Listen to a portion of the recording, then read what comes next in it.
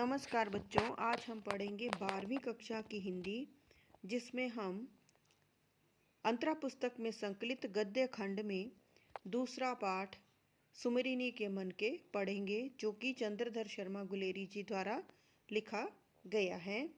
सुमिरिनी के मन के पाठ में गुलेरी जी के 3 लेख संकलित किए गए हैं, जिन्हें हम एक एक करके पढ़ेंगे और उनके प्रश्न उत्तर भी करेंगे। बच्चों, यहाँ मैं आपको बता दूं कि इस पाठ के 2 वीडियो बनेंगे, क्योंकि तीनों लेखों का इकट्ठा वीडियो बनाने से वीडियो लंबा हो जाएगा। इसलिए इस वीडियो में 2 लेख बालक बच गया और घड़ी के पुर्जे लेख ही पढ़ेंगे। तीसरे लेख ढेले चुन लो के लिए अलग से वीडियो बनाई जाएगी। तो चलिए शुरू करते हैं। सुमिरिनी के मन के लेखक हैं चंद्रधर शर्मा गुलेरी। प्रस्तुत पाठ का नाम सुमिरिनी के मन के हैं। सुमिरिनी का अर्थ है सुमिरन अर्थात स्मरण। अपने जीवन की कुछ महत्वपूर्ण घटनाओं को याद करके उन्हें स्मरण करके लिखना। मन के अर्थात मोती। मन के मोती इस पाठ के 3 लेखों को कहा गया है। इस पाठ में चंद्रधर शर्मा गुलेरी जी द्वारा लिखे गए 3 लेख दिए गए हैं, जो कि इस प्रकार हैं। बालक बच गया, घड़ी के पुर्जे, ढेले चुन लो। पहला लेख है बालक बच गया। बालक बच गया लेख के उद्देश्य देखते हैं। बालक बच गया लेख में लेखक ने शिक्षा के नाम पर चलने वाली रटंत विद्या का स्पष्ट विरोध किया है। बच्चे को नुमाइश की वस्तु नहीं बनाया जाना चाहिए। शिक्षा अनावश्यक सूचनाएं बच्चे के दिमाग में ठूंसने का नाम नहीं है। शिक्षा आयु और आवश्यकता के अनुसार सहज ढंग से दी जानी चाहिए। बड़े लोग बच्चों की सहज प्रवृत्तियों को दबाकर बच्चों की प्रतिभा नष्ट करते हैं, जो कि अनुचित है। तो आगे देखते हैं। बालक बच गया लेख के पात्र। बालक बच गया लेख के पात्र हैं बालक, जो कि 8 वर्ष का है, जिसकी आयु 8 वर्ष की है। बालक के पिता, जो कि स्कूल के प्रधान अध्यापक हैं। बालक के अध्यापक, जो बच्चे को पढ़ाते हैं। और लेखक, जो कि इस पाठ के लेखक हैं चंद्रधर शर्मा गुलेरी जी। लेखक के अनुसार एक स्कूल के वार्षिक कार्यक्रम में लेखक गुलेरी जी को आमंत्रित किया गया था। स्कूल के प्रधानाध्यापक का 8 वर्षीय बेटा सबके आकर्षण का केंद्र था। वह दिखने में कमजोर, पीले रंग का और संकोची बालक था। उससे तरह तरह के सवाल पूछकर उसकी प्रतिभा को सबके सामने प्रदर्शित करने का प्रयास किया जा रहा था। जो सवाल पूछे जा रहे थे वे उसकी आयु और योग्यता के अनुकूल नहीं थे। उसने धर्म के 10 नियम गिना दिए, 9 रसों के नाम भी बता दिए, पानी जमने पर तालाब में मछलियों के जीवित रहने का रहस्य भी बता दिया, चंद्रग्रहण लगने का कारण भी स्पष्ट कर दिया। उसने पेशवाओं की वंशावली और इंग्लैंड के हेनरी अष्टम की रानियों के नाम तक बता दिए। गुलेरी जी को यह सब देखकर अटपटा सा लग रहा था तथा उन्हें इससे परेशानी हो रही थी, क्योंकि बालक को एक नुमाइश की वस्तु की तरह सबके सामने पेश किया गया था। इसी बीच जब बालक से पूछा गया कि वह जीवन में क्या करना चाहता है, तो उसने बताया कि वह जीवन भर दूसरों की सेवा करना चाहता है। गुलेरी जी को बालक का यह जवाब रटा रटाया लगा, क्योंकि बालक की आयु के हिसाब से इस उत्तर की उम्मीद नहीं की जा रही थी। सभा में उपस्थित एक वृद्ध ने बालक को पुचकारते हुए पूछा कि उसे इनाम में क्या चाहिए। बालक दुविधा में पड़ गया। बालक के पिता आशा कर रहे थे कि वह कुछ ऐसी चीज मांगेगा जिससे उसके पिता का नाम ऊंचा हो। वह आशा कर रहे थे कि बालक पुस्तक आदि की मांग करेगा, परंतु बालक ने झिझकते हुए बोला उसे इनाम में लड्डू चाहिए। मुख्याध्यापक और अन्य अध्यापकों को यह सुनकर दुख हुआ, क्योंकि यह तो साधारण बच्चे की मांग हो सकती थी, परंतु उनकी नजरों में तो वह बालक प्रतिभावान और असाधारण था। गुलेरी जी यह सब दूर से देख रहे थे और बालक के इस उत्तर को सुनकर वह बहुत आनंदित हुए। उन्हें लगा कि बालक में अभी भी बचपन जिंदा है, जिसे नष्ट करने का पूरा प्रयास उसके पिता और गुरुजन कर रहे थे। गुलेरी जी ने मन ही मन सुख की सांस ली और सोचा बालक बच गया। बच्चे का बचपन, उसका जीवन पूरी तरह से नष्ट होने से बच गया। अन्य लोगों ने उसका बचपन नष्ट करने में कोई कसर नहीं उठा रखी थी। गुलेरी जी को लगा कि यह बालक बच जाएगा क्योंकि इसके स्वाभाविक विकास की संभावना पूरी तरह नष्ट नहीं हुई है। गुलेरी जी को बालक द्वारा लड्डू की मांग सजीव वृक्ष के हरे पत्तों की खड़खड़ाहट जैसी मधुर लगी, न कि मृत लकड़ी से बनी अलमारी से निकलने वाली सिर दर्द करने वाली खड़खड़ाहट। प्रश्न अभ्यास की तरफ चलते हैं। पहला प्रश्न है, बालक से उसकी उम्र और योग्यता से ऊपर के कौन कौन से प्रश्न पूछे गए? उत्तर है, प्रधानाध्यापक का 8 वर्षीय बेटा सबके आकर्षण का केंद्र था। जो सवाल उससे पूछे जा रहे थे वे उसकी आयु और योग्यता के अनुकूल नहीं थे। प्रश्न निम्नलिखित थे। धर्म के लक्षणों के नाम बताइए। रस कितने हैं उनके उदाहरण दीजिए। पानी के 4 डिग्री नीचे जाने पर जमने पर भी तालाब की मछलियां कैसे जीवित रहती हैं? चंद्र ग्रहण लगने का वैज्ञानिक कारण क्या है? इंग्लैंड के राजा हेनरी अष्टम की कितनी रानियां थी और उनके नाम बताइए। पेशवाओं का शासन कब से कब तक रहा? तुम जीवन में क्या करोगी? दूसरा प्रश्न है, बालक ने क्यों कहा कि मैं याव जन्म लोक सेवा करूंगा? याव जन्म का अर्थ होता है पूरा जीवन, जीवन भर। उत्तर है, प्रधानाध्यापक के 8 वर्षीय बालक को एक नुमाइश की वस्तु की तरह सबके सामने पेश किया गया था। इसी बीच जब बालक से पूछा गया कि वह जीवन में क्या करना चाहता है तो उसने बताया कि वह जीवन भर दूसरों की सेवा करना चाहता है। गुलेरी जी को बालक का यह जवाब रटा रटाया लगा क्योंकि बालक की आयु के हिसाब से इस उत्तर की उम्मीद नहीं की जा रही थी। तीसरा प्रश्न है, बालक द्वारा इनाम में लड्डू मांगने पर लेखक ने सुख की सांस क्यों भरी? उत्तर है, जो सवाल 8 वर्षीय बालक से पूछे जा रहे थे वे उसकी आयु और योग्यता के अनुकूल नहीं थे। बालक द्वारा इनाम में लड्डू मांगने पर लेखक बहुत आनंदित हुए। उन्हें लगा कि बालक में अभी भी बाल सुलभ इच्छाएं और बचपन जिंदा है, जिसे नष्ट करने का पूरा प्रयास उसके पिता और गुरुजन कर रहे थे। गुलेरी जी ने मन ही मन सुख की सांस ली और सोचा, बालक बच गया। बच्चे का बचपन, उसका जीवन पूरी तरह नष्ट होने से बच गया था। चौथा प्रश्न है, बालक की प्रवृत्तियों का गला घोंटना अनुचित है। पाठ में ऐसा आभास किन स्थलों पर होता है कि उसकी प्रवृत्तियों का गला घोंटा जाता है? उत्तर है, बालक को एक नुमाइश की वस्तु की तरह सबके सामने पेश किया गया था। उससे तरह तरह के सवाल पूछे जा रहे थे। जो सवाल पूछे जा रहे थे वे उसकी आयु और योग्यता के अनुकूल नहीं थे। उसकी आयु से बड़े प्रश्न उससे पूछे जा रहे थे। छोटे से बच्चे से धर्म, विज्ञान, इतिहास और काव्य शास्त्र के कठिन प्रश्नों के उत्तर मांगे जा रहे थे जो कि उसकी मानसिक स्थिति से मेल नहीं खाते थे। उसे यह उत्तर रटाए गए थे ताकि उसकी प्रतिभा को सभा में उपस्थित सभी लोगों के सामने नुमाइश के तौर पे पेश किया जा सके। उत्तर हटाए नहीं, यहाँ पर रटाए आएगा। आगे है, प्रश्नों के उत्तर देते समय बच्चा भारी तनाव में था और उसका रंग भी पीला पड़ गया था। वह जमीन को टकटकी लगाए देख रहा था ताकि उसे कोई उत्तर भूल ना जाए। आगे है, अचानक जब बच्चे से यह पूछा गया कि इनाम में उसे क्या चाहिए तो बालक ने सहजता से उत्तर दिया कि उसे लड्डू चाहिए, परंतु उसके पिता उसकी तरफ देख रहे थे कि वह पुस्तक मांगे। उसके पिता को यह पता होता कि बालक को इनाम मांगने के लिए कहा जाएगा तो शायद वह उसे पहले से यह उत्तर भी रटा देते कि तुमने पुस्तक ही मांगनी है।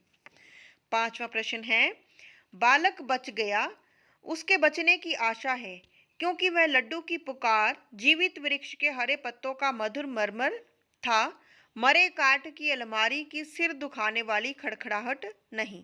कथन के आधार पर बालक की स्वाभाविक प्रवृत्तियों का उल्लेख कीजिए। उत्तर है, बालक द्वारा इनाम में लड्डू मांगने पर लेखक बहुत आनंदित हुए। उन्हें लगा कि बालक में अभी भी बाल सुलभ इच्छाएं और बचपन जिंदा है, जिसे नष्ट करने का पूरा प्रयास उसके पिता और गुरुजन कर रहे थे। गुलेरी जी को बालक द्वारा लड्डू की मांग सजीव वृक्ष के हरे पत्तों की खड़खड़ाहट जैसी मधुर लगी, ना कि मृत लकड़ी से बनी अलमारी से निकलने वाली सिर दर्द करने वाली खड़खड़ाहट। इस प्रसंग में बालक की निम्नलिखित सहज प्रवृत्तियां सामने आई हैं। खाने और खेलने की प्रवृत्ति। बच्चों में खाने और खेलने की प्रवृत्ति अधिक होती है। बच्चे ने जब इनाम में लड्डू की मांग की तो बालक की बाल सुलभ इच्छाएं सामने आ जाती हैं, जो कि भारी भरकम प्रश्नों के उत्तर देने के पीछे दब गई थी। संकोच की प्रवृत्ति। बालक को सभा में एक नुमाइश बनाकर प्रस्तुत किया गया था, जिससे बच्चे में संकोच और दुविधा के भाव उत्पन्न हो रहे थे, जो कि बाल मनोविज्ञान के अनुरूप है। मासूमियत और मौज मस्ती की प्रवृत्ति। बच्चों में मासूमियत और मौज मस्ती की प्रवृत्ति पाई जाती है। 8 वर्षीय बालक पर कठिन प्रश्नों के उत्तर का बोझ डाला गया था, परंतु अंत में बालक द्वारा लड्डू मांगने पर उसकी मासूमियत और मौज मस्ती की प्रवृत्ति दिखाई दी। तो बच्चों, ये था आपका पाठ सुमिरनी के मनके का पहला लेख। तो उम्मीद है मुझे यह आपको अच्छे ढंग से समझ आ गया होगा।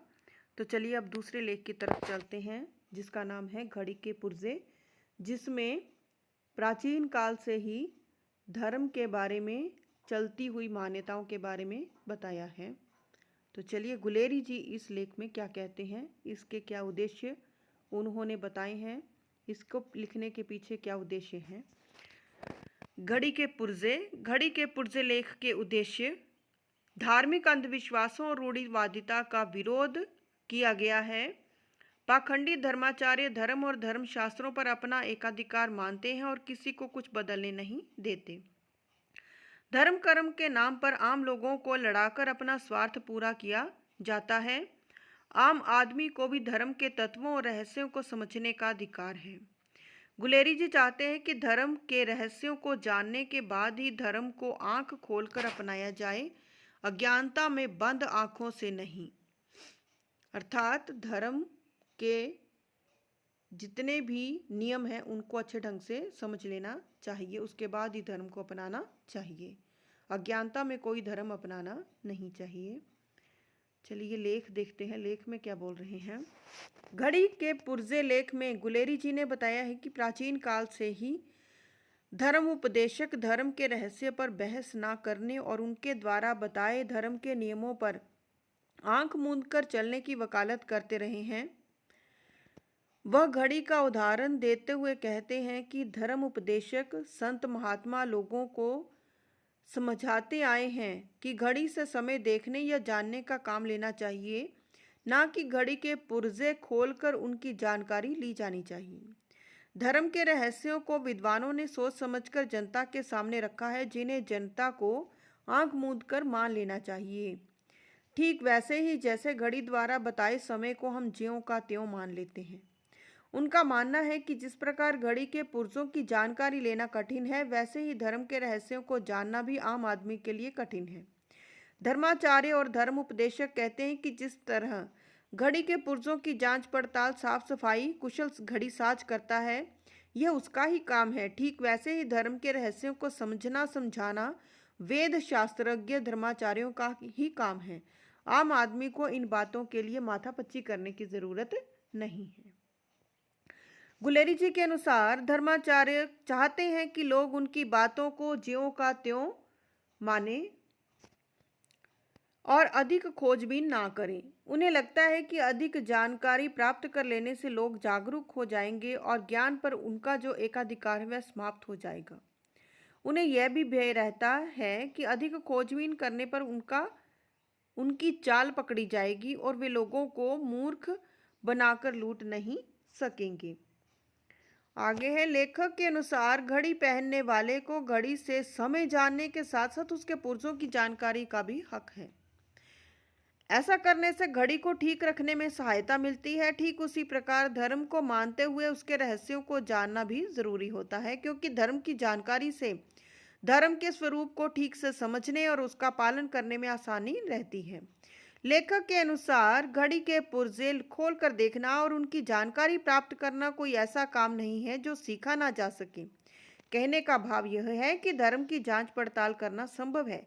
यदि मन लगाकर अध्ययन किया जाए तो धर्म के बारे में ज्ञान प्राप्त किया जा सकता है।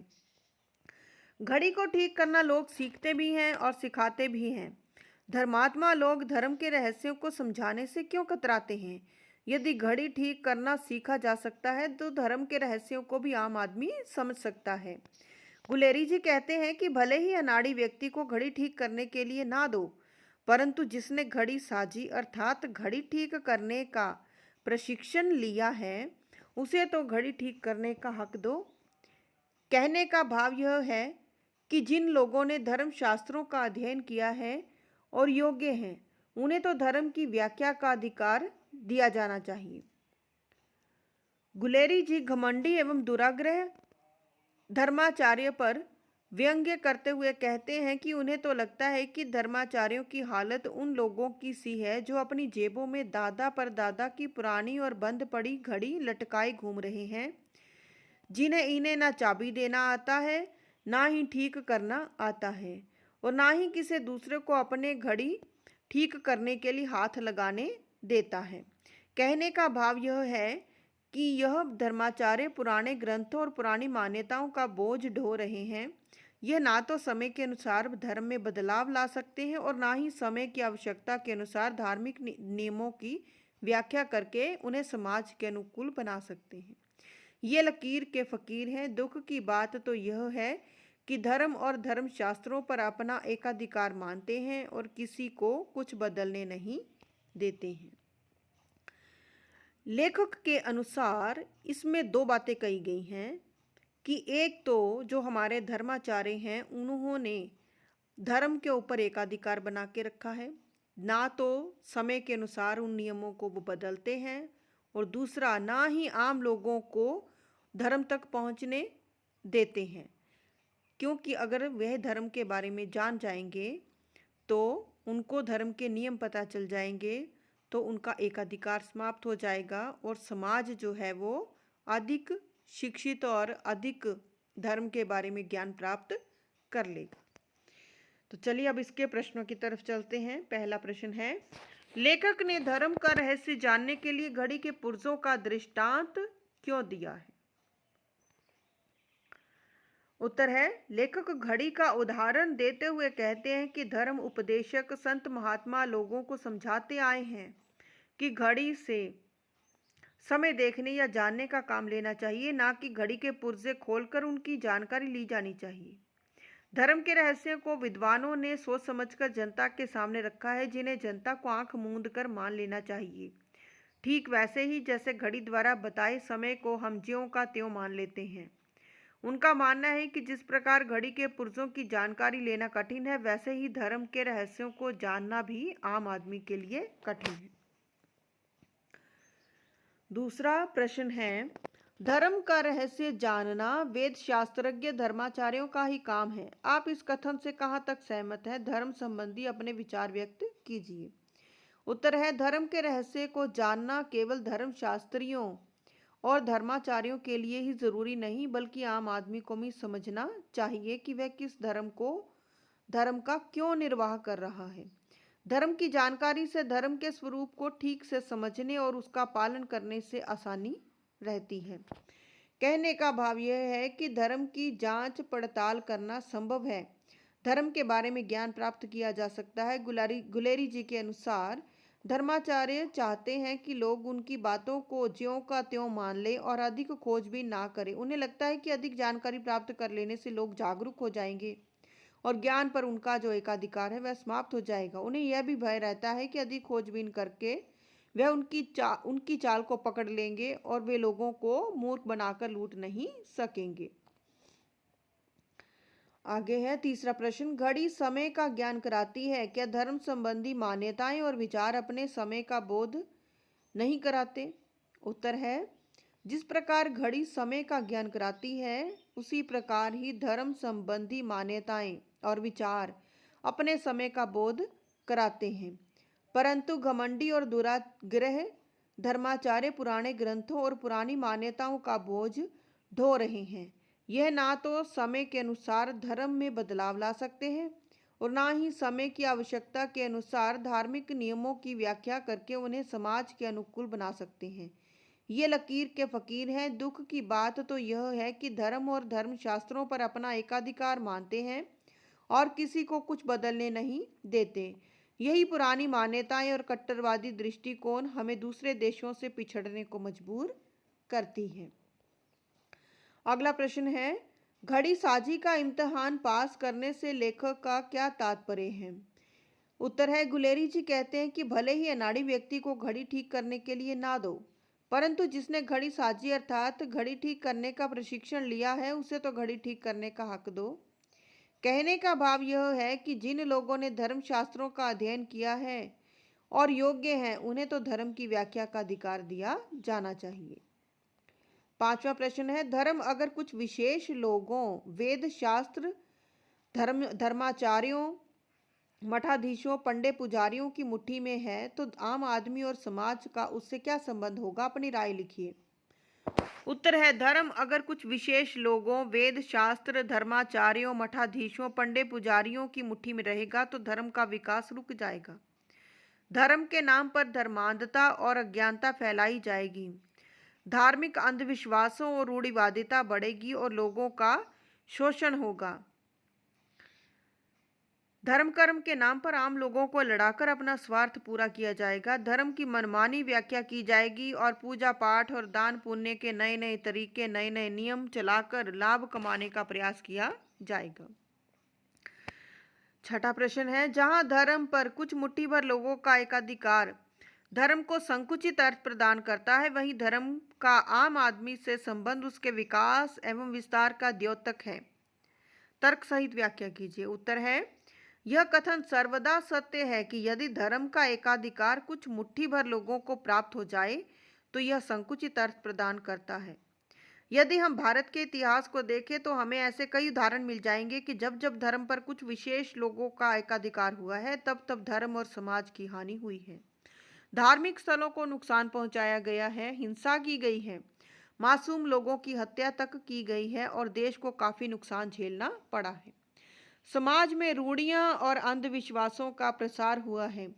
दूसरी तरफ यदि धर्म आम आदमी के दैनिक जीवन का हिस्सा बनेगा वह उतना ही अधिक व्यावहारिक, उपयोगी एवं कल्याणकारी बनता जाएगा। आम आदमी से जुड़ा धर्म सबके सुख को बढ़ाएगा और धर्म का विकास भी लगातार होगा। जब धर्म सबकी समझ में आने लगता है तो उसका पालन भी अच्छे ढंग से दृढ़ता के साथ होने लगता है। सातवां प्रश्न है, निम्नलिखित का आशय स्पष्ट कीजिए। पहला है, वेद शास्त्रज्ञ धर्माचार्यों का ही काम है कि घड़ी के पुर्जे जाने, तुम्हें इससे क्या? उत्तर है, धर्माचार्य और धर्म उपदेशक कहते हैं कि जिस तरह घड़ी के पुर्जों की जांच पड़ताल, साफ सफाई कुशल घड़ी साज करता है, यह उसका ही काम है, ठीक वैसे ही धर्म के रहस्यों को समझना समझाना वेद शास्त्रज्ञ धर्माचार्यों का ही काम है। आम आदमी को इन बातों के लिए माथापच्ची करने की जरूरत नहीं है। आगे है, अनाड़ी के हाथ में चाहे घड़ी मत दो, पर जो घड़ी साजी का इम्तिहान पास करके आया है उसे तो देखने दो। उत्तर है, गुलेरी जी कहते हैं कि भले ही अनाड़ी व्यक्ति को घड़ी ठीक करने के लिए ना दो, परंतु जिसने घड़ी साजी अर्थात घड़ी ठीक करने का प्रशिक्षण लिया है उसे तो घड़ी ठीक करने का हक दो। कहने का भाव यह है कि जिन लोगों ने धर्म शास्त्रों का अध्ययन किया है और योग्य हैं उन्हें तो धर्म की व्याख्या करने का अधिकार दिया जाना चाहिए। अंतिम है, हमें तो धोखा होता है कि परदादा की घड़ी जेब में डाले फिरते हो, वह बंद हो गई है। तुम्हें ना चाबी देना आता है ना पुर्जे सुधारना, तो भी दूसरों को हाथ नहीं लगाने देते। उत्तर है, गुलेरी जी व्यंग्य पूर्वक कहते हैं कि आज के महात्माओं की हालत उन घड़ी साजों की सी है जो अपने बाप दादाओं की पुरानी घड़ियां जेबों में लिए घूमते हैं, परंतु उन्हें समय देखना ना आता है, ना उनकी मरम्मत करनी आती है। कहने का भाव यह है कि उन्होंने धर्म ग्रंथों का भार तो अवश्य उठा रखा है, परंतु वे उसे ना पढ़ना जानते हैं, ना उन्हें समझ अथवा समझा सकते हैं। उनकी हालत ऐसे मूर्ख घड़ी साजों की सी है जो ना तो स्वयं अपनी घड़ी को ठीक कर पाता है और ना ही किसी दूसरे को अपनी घड़ी को हाथ लगाने अर्थात ठीक करने देता है। ऐसे पंडित धर्मात्मा धर्म के नाम पर अज्ञानता और अंधविश्वास ही फैलाते हैं। तो बच्चों, यहाँ पर आपका दूसरा लेख घड़ी के पुर्जे समाप्त होता है। उम्मीद है आपको अच्छे ढंग से समझ आ गया होगा। इसको मैंने बड़े आसान तरीके से लिखा है ताकि आपको जल्दी याद हो जाए। मुझे पता है बोर्ड एग्जाम्स आपके सिर पे आ गए हैं और आसान से आसान तरीके से मैंने इसको लिखा है। तो यदि आपको मेरा वीडियो अच्छा लगा तो आप इसे लाइक करें, शेयर करें और मेरे चैनल को सब्सक्राइब करें। जय Hind and best of luck.